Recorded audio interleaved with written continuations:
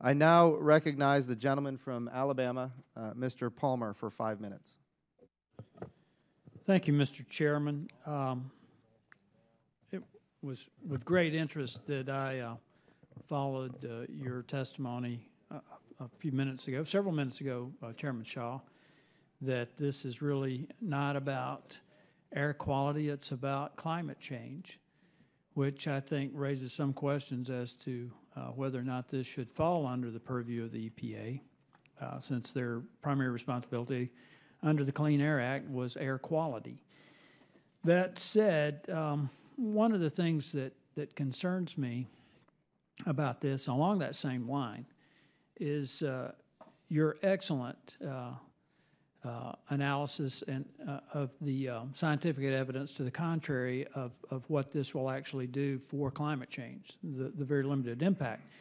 The one thing that you didn't cover that I'd like for you to comment on is that there's recently a report from a former lead author of the International Panel on Climate Change, Dr. Philip Lloyd from South Africa, who says that the majority of climate change that we're seeing is due to natural variations. Are you familiar with that?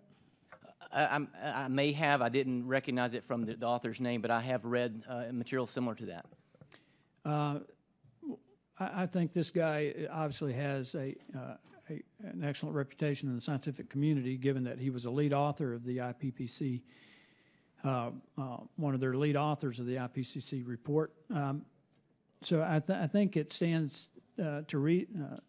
It's sensible then to suggest that the EPA is imposing an enormous economic burden on the families of America for little or no impact.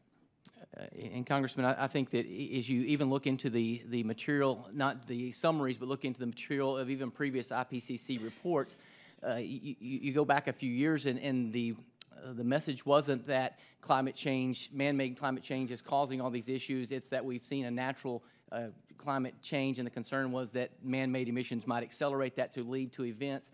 And then there was a shift, it seems to me, that seemed to suggest that all weather variability and any unusual weather became accredited to climate change. And I think it seems to support what the more robust review of the scientific record suggests. That came after they realized that we haven't had any temperature increase in 18 years, and there was no evidence to support that. So they just changed the dialogue from global warming to climate change.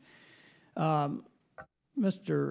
Eisendorf, in regard to this impact that this is going to have, and your assertion that there's some association with health benefits and particularly asthma.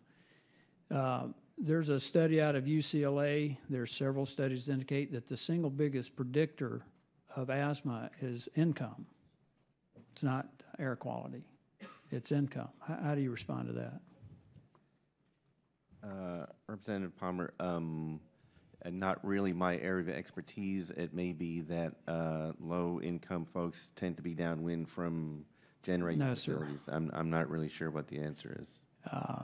No, sir. The proximity to traffic and things like that may have some impact, but the study indicates that the majority of this is low-income families. And I want to continue on that line and point out that the National Black Chamber of Commerce is opposed to the Clean Power Plan, and they've pointed out that if this goes into effect, that poverty rates among black families will go up 23%, and among Hispanic families will go up 26%. In the states that have already implemented a renewable power plan, such as Maryland, who began this initiative in 2005, their power rates have gone up, our electricity power rates have gone up 61%. So you're imposing an enormous burden on families through this rule that I don't think the EPA has taken into full consideration. There's one other thing about this, too, is how it impacts senior households, households who are on basically low-income households. They're below $34,000, I think, in median income. And there's a report that came out that indicated that you've got households, 41% of seniors went without medical or dental care because they had to make a choice between that and paying their energy bill. 30% went without food for a day. 33% did not fill out a prescription or took less than a full dose. You know, this is the real impact of the regulations that the EPA is imposing. This is just not some pie-in-the-sky stuff. This is how it impacts real people.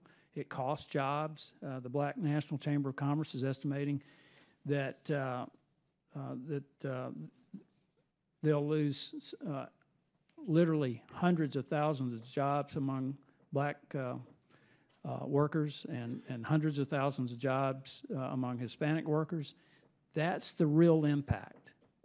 It's not some issue of we may stop this unproven idea of climate change. That's the Gentleman's real time has impact. expired. The gentleman from Alabama, Mr. Palmer, is recognized for 2 minutes. Thank you, Mr. Chairman.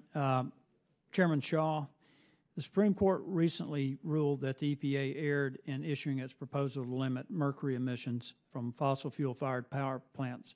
Unfortunately, a number of states had already implemented control technologies and shut down plants in order to comply. What I'd like to ask you, and Mr. Butler, you can respond as well, and we've only got a couple of minutes, so if you can make it brief. Should this give states pause when considering whether to comply with the Clean Power Plan? Certainly, Congressman, that's one of the great concerns, as I refer to it. It's the camel's nose getting under the tent, and that is that the impacts of this rule will be irreversible in that decisions are already being made and the uncertainty is leading to decisions. If this rule is not stayed, there are going to have to be decisions that are being made, and frankly, coal-fired power plants are going to be making determinations. Do I invest in some of the other regulations, some of which Mr. Butler talked about, in hopes that I'll still be allowed to operate under the Clean Power Plan? And so it's a great concern. Because I've only got a minute, let me direct this question to you, Mr. Chairman Butler. Would it be your opinion that submitting a state implementation plan would potentially put your state and other states in a position of implementing costly regulations which might be struck down later by the court? Representative Palmer, that's exactly the point that we were making as well, with a group of states asking US EPA to stay the execution of this until all these legal challenges and uncertainty have been resolved. The MATS rule is a clear example in Ohio. It caused 6,100 megawatts of power to be turned off this year, and it's irreversible. The Clean Power Plan is far more sweeping than the MATS rule. We would expect an even greater result if that were to go forward.